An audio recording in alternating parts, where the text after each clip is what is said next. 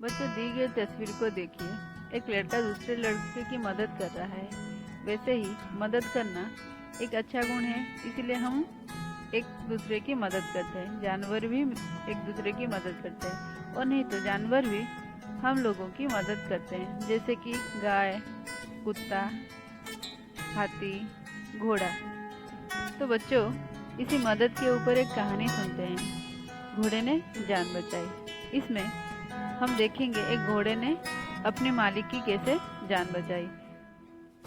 ये एक ऐतिहासिक घटना है जो मनुष्य और उसके पालतू जानवर के प्यार भरे संबंध को दर्शाती है। राणा प्रताप ऐसे राजपूत वीर थे जो अकबर का बराबर सामना करते रहे। उनका घोड़ा था चेतक।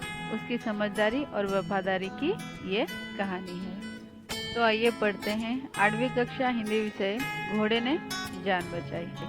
युद्ध, जंग, लड़ाई, संग्राम।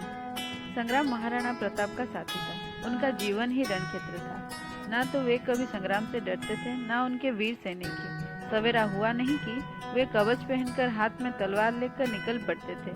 अकबर बादशाह की फौज से कहीं न कहीं मुकाबला हो जाता था। अकबर राणा को अपने कब्जे में करना चाहता था। प्रताप ने प्रतिज्ञा की थी, प्राण दूंगा पर मेवाड़ को मुक्त करूंगा। लड़ाई के मैदान में राणा का प्राण प्यारा साथी था उनका घोड़ा चेतक। चमचमाता श्याम रंग, गठा हुआ शरीर। चेतक घोड़ा किसी वीर से कम न था।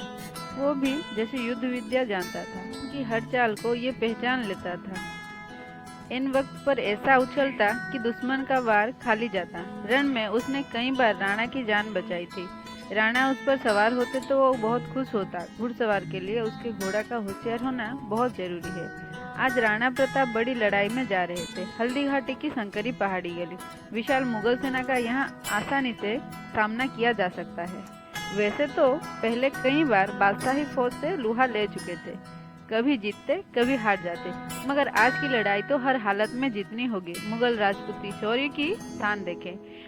राणा ने चेतक की पीठ थपथपाई। चेतक ने कान फड़फड़ाए। राणा ने पुचकारा तो वो पूंछ हिलाने लगा, जैसे हिनहिना कर बोला, राणा, मैं तो तुम्हें लेने के लिए हरदम तैयार हूँ। अपनी मुट्ठी भर सैनिक लेकर राणा हल्दी घाटी में उतरे। माथे पर चुटकी भर धूल लगाई। मातृभूमि को प्रणाम कर रहे थे कि मुगलिया फौज टिंडियों की भांति आ धमकी। राणा ने देखा शाहजादा सलीम जंग जीतने आया है। उन्होंने बड़ी फुर्ती से हमला किया। सलीम का हाथी मारा गया, लेकिन वो बच गया। उसकी फौज राणा पर आंधी सी टूट पड़ी। प्रताप की तलवार मानो फसल काटने लगी। अनगिनत सैनिक मारे गए। अब मुगलों ने राणा को घेर लिया।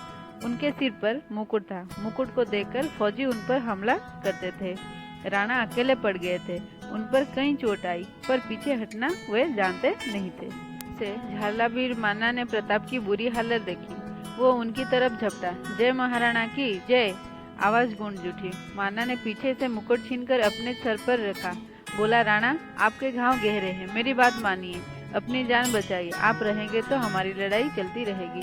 अभी मैं इनके लिए काफी हूँ। चेतक तो पहले ही भाग चुका था कि राणा जख्मी हो गए हैं। उसने ये बात सुनी।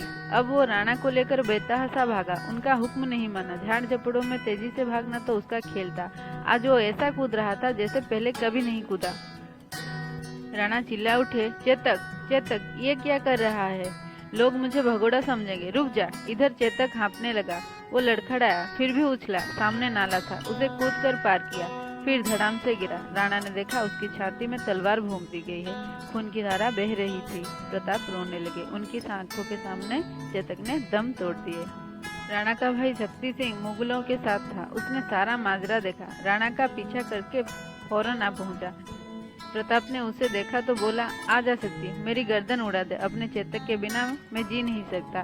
शक्ति प्रताप के पांव पर गिरा। बोला, भैया, मुझे माफ कर दो। झाला और चेतक ने मेरी आंख खोल दी है।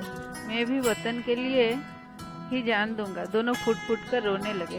अपनी वीरता, समझदारी और वफादारी के लिए चेतक का नाम अमर हो गया। उसने प्रताप की जान बचाई, राजपूती शान बचाई, खुद प्राण दे दिए। आज भी राजस्थान के चौके, चौराहों, रास्ते, भवन, सब पर चेतक की मूर्तियां खड़ी है।